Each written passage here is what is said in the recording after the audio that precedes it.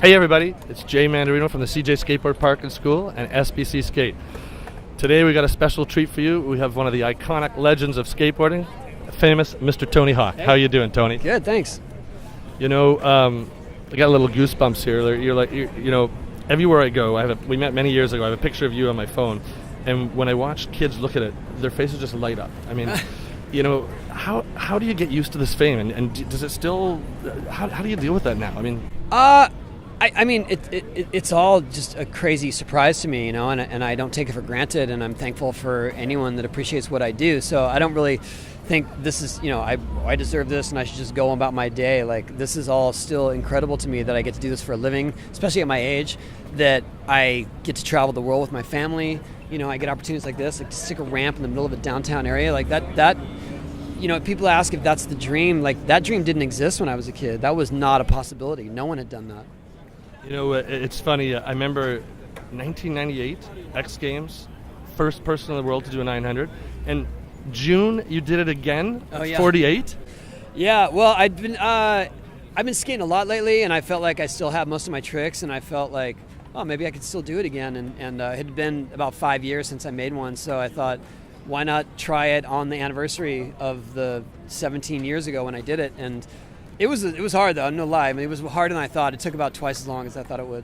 I don't know how many people on this planet can do a 900, but it's a handful. Yeah, it's still hard. But I was really stoked to get out of my system because it had been kind of gnawing at me for the last couple of years. Now, I think one thing, I mean, you're one of the best ambassadors we have of this sport, which is, you know, thank you very much. You're so busy. I notice you're getting more girls.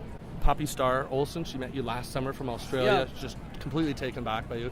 I mean, it's amazing. How do you think this, you know, which has been typically a male sport, skateboarding, right? How do you feel about that? I feel like that's changing quite a bit. The ratios are closing in to be more equal, especially in places where skating has just been introduced, like Afghanistan, like Ethiopia, in South Africa, you know, and there are these facilities where the ratio is equal. And so I feel like the idea that it's being introduced for the first time, there is no misconception that it's a male-dominated sport, and that idea will grow, especially into places where it's already established. So the girls are ripping, you know, what can I say? And now it's going to be in the Olympics in 4 years. There's going to be equal events for male and female. I mean, that gap is closing. What uniform are you going to wear? Something behind the scenes, hopefully. As a parent, you know, you have some incredibly talented kids. Riley, as a parent and being able to teach your child how to skate, has that brought you closer together? How has that been? It's always been fun to share. I guess the irony of that is once he really found his own style and his own voice, we weren't really skating together at all anymore. And so he had his own career, and the times that I see him now, it's not about skating because, you know, he's followed his own path. He rides different terrain than I do, and so it's fun to watch him, you know, to create his own career like that.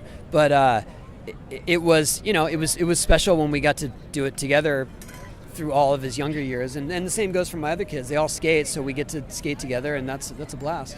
Now we're here today here in Toronto, Dundas Square. Cherokee and Walmart, and I got together with you in this skate line of clothing and shoes is absolutely phenomenal. You've been involved, instrumental in this. How do you feel about this whole thing?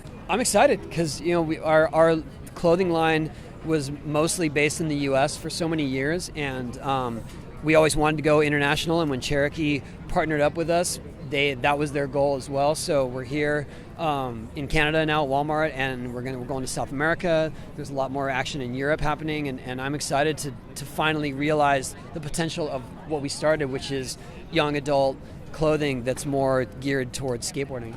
And you know it's so affordable. It's amazing, right? Like, I think this is going to go off the that's rocks. You know, obviously the Walmart is a huge advantage to making it affordable and making it more accessible. You know, it's amazing, and I think it's just going to blow off the charts. I mean, the designs, I saw one of the pair of shoes earlier, which I guess they custom made for you, which is awesome. Oh, yeah. Yeah, well, it's the real deal. It's what I actually wear when I skate, so. And for any of our young viewers, we had all our campers out this morning, these 6-year-olds and 8-year-olds were looking at, what advice would you give to kids thinking of getting into skateboarding? I'd say do it because you really love it. Don't do it because you think it's a way to be rich or famous. And learn all aspects. Always challenge yourself. Keep learning new stuff. It's amazing. I think a lot of people don't realize, Mickey, your high school buddy, runs your foundation. You guys do so much work all over the world, and from all the community, I have to thank you for that, because it's allowing parks that would never have gotten bid. Oh, it's the best work I could do. All right. Well, thanks everybody. Tony Hawk.